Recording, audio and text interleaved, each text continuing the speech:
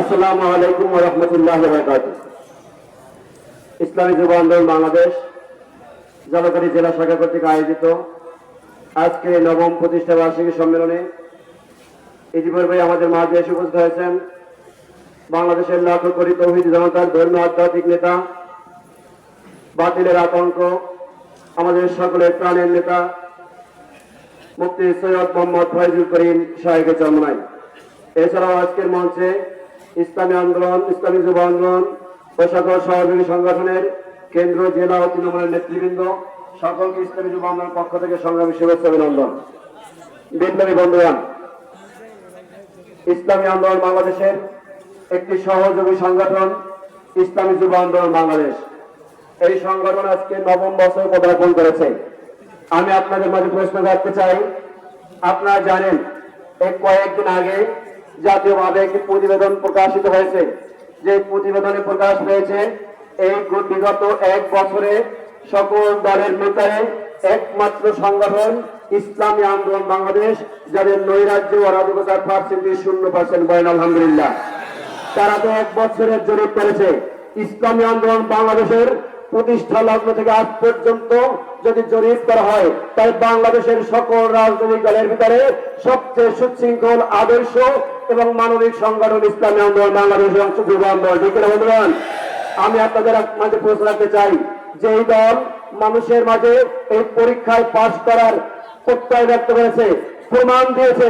আমি বিশ্বাস করি আগামী দিনে ইসলামী আন্দোলন বাংলাদেশের কাছে বাংলাদেশ নিরাপদ করে। ঠিক না বন্ধুগণ? আমরা স্পষ্ট আজকে বলতে চাই, স্বাধীনতার পরে এখন পর্যন্ত শুধু শেখ হাসিনার বিরুদ্ধে নয়, এর আগে অনেক স্বৈরাচারের বিরুদ্ধে আন্দোলন হয়েছে, অনেক সংগ্রাম হয়েছে। আমরা আর কোন স্বৈরাচারের বিরুদ্ধে সংগ্রাম দেখতে চাই না। কথা ঠিক আন্দোলন আমরা এই বিপ্লবের আন্দোলনকেই ইতি আনতে চাই। বাংলাদেশে আমরা জীবন দিয়ে কোন সরকার থেকে আন্দোলন দেখতে চাই না। আর সেটা যদি হতে হয় এই জুলাই বিপ্লবের সবচেয়ে বড় চেতনা বাংলাদেশের সংস্কারবিহীন নির্বাচন, সংস্কারবিহীন ক্ষমতার পরবদল, আবার নতুন স্বৈরাচারের আবির্ভাব ঘটবে। কথা ঠিক না বন্ধুগণ? অতএব এই দেশের মুসলিম জনতার কণ্ঠস্বর স্পষ্ট ঘোষণা করেছেন, পিআর পদ্ধতি ছাড়া আগামী নির্বাচন হতে দেওয়া হবে না। কথা ঠিক না বন্ধুগণ?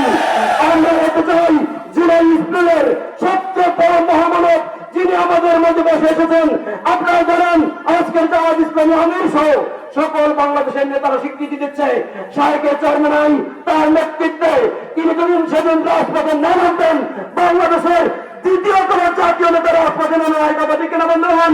আমাদের সীমা চলার জীবনের ঝুঁকি মাথায় নিয়ে আপনারা জানেন যদি হেলিকপ্টারে পাখির মতো মানুষকে গুলি করে হত্যা করা হয়েছিল, আমাদের শাহেকের চরমনাই সেদিন রাজপথে মিছিল নিয়ে মেরেছে। ঠিক না বন্ধুগণ? আমরা বলতে চাই আগামী রাজনৈতিক বন্দোবস্ত কি হবে, কোন পথে চলে, আজকের শাহেকের চরমনাই আমাদের মধ্যে ঘোষণা করবেন। কথা ঠিক আছে বন্ধুগণ? আগামী দিনে ইসলামী আন্দোলন বাংলাদেশের ফর্মুলার বাইরে এদেশে কোন রাজনীতি হবে না, হাতে দেওয়া হবে না ইনশাআল্লাহ। সবাইকে আগামী দিনে আন্দোলন সংগ্রামে তাদের আগমনের পথ চলার আহ্বান জানিয়ে বিদায় নিচ্ছি। আসসালামু আলাইকুম ওয়া রাহমাতুল্লাহ।